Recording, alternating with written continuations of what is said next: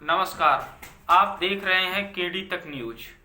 जम्मू कश्मीर विधानसभा में अनुच्छेद 370 की वापसी को लेकर चल रहे हंगामे के बीच प्रधानमंत्री नरेंद्र मोदी ने साफ किया है कि अब कोई भी ताकत अनुच्छेद 370 की वापसी नहीं करा सकती। कश्मीर में अब सिर्फ बाबा साहब अम्बेडकर का संविधान ही लागू होगा।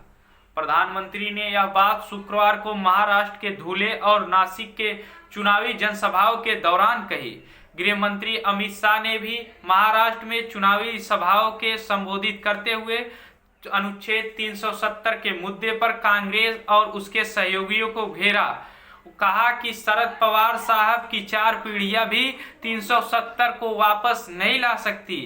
महाराष्ट्र विधानसभा चुनाव के लिए धुले में अपनी पहली जनसभा को संबोधित करते हुए प्रधानमंत्री मोदी ने कहा कि जम्मू कश्मीर में 75 वर्षों तक बाबा साहब आम्बेडकर का संविधान लागू नहीं हो सका।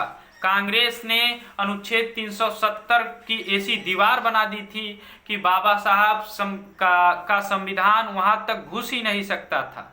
मेरी बाबा साहब की सबसे बड़ी श्रद्धांजलि यह थी कि संविधान जम्मू और कश्मीर में लागू करवाना। अब कांग्रेस और उसके साथी कश्मीर में फिर से साजिशें करने में लगे हैं।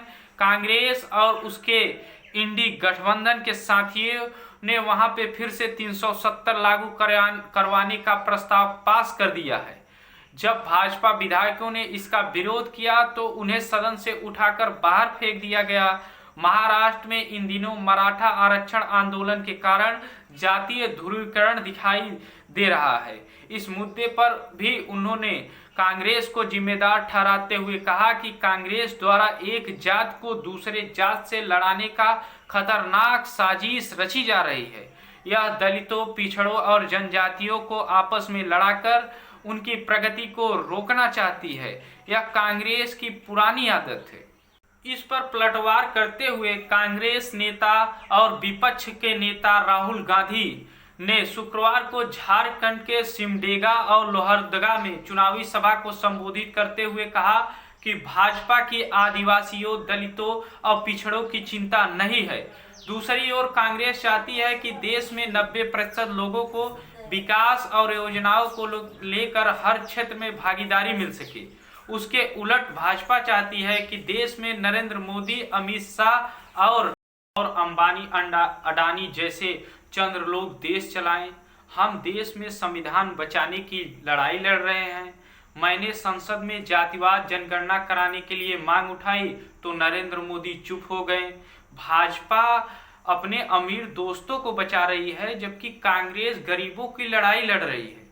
भाजपा ने मणिपुर को जला दिया है। उद्देश्य एक दूसरे को लड़वाना है।